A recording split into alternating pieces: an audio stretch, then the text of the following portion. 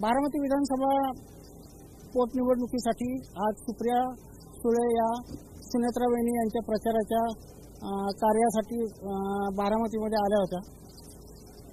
तत्पूर्वी सुप्रिया सुळे यांना सुनेत्रा वहिनी यांनी फोन केला होता की तुम्ही प्रचाराला आलात तरी चालेल, आणि हे स्वतः सुप्रिया सुळे यांनी मान्य केलेलं आहे आणि त्या म्हणल्या की मी प्रचाराला नक्की येईन। आणि त्या आज सुनेत्रा वहिनी यांच्या प्रचारासाठी बारामतीत आल्या। त्यांनी सुनेत्रा वहिनी यांना प्रचंड बहुमताने विजय करण्याचं आवाहन केलेलं आहे। या अनुषंगाने दोन्ही राष्ट्रवादी पक्ष एकत्र येतील का या संदर्भामध्ये चर्चा चालू आहे, पण नेत्यांमध्ये याबाबत अजूनही एक वाक्यता होताना दिसत नाहीये। पण कार्यकर्त्यांच्या मते ह्या दोन्ही राष्ट्रवादींनी एकत्र यावं असं मतदारांना आणि बारामतीतल्या कार्यकर्त्यांना वाटतंय।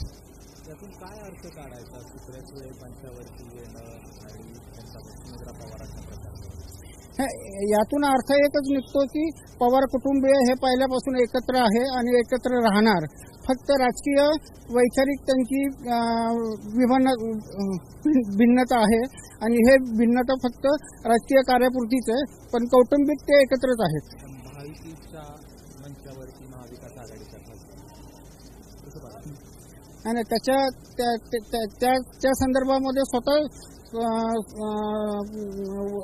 ताईंनी सांगितलेलं आहे की मला वहिनीचा फोन आला होता की प्रचाराला तुम्ही आलात तरी चालेल, त्यामुळे स्वतः ताई वहिनीच्या प्रचारासाठी बारामतीमध्ये आलेले आहेत। सुप्रिया सुळेंचं मंचावरती येणं ही राजकीय भूमिका बाजूला ठेवून कौटुंबिक जबाबदारी पार पाडणं असं म्हणणं आहे।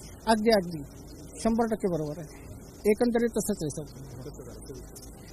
नाही, कसं आहे की कौटुंबिक दृष्ट्या ते एकाच कुटुंबातले आहेत, पण राजकीय जरी त्यांचे वैचारिक मतभिन्नता असले तरी कौटुंबिक दृष्टिकोनातून त्यांनी विचार करूनच ते प्रचारासाठी त्या इकडे आलेल्या दिसत आहेत।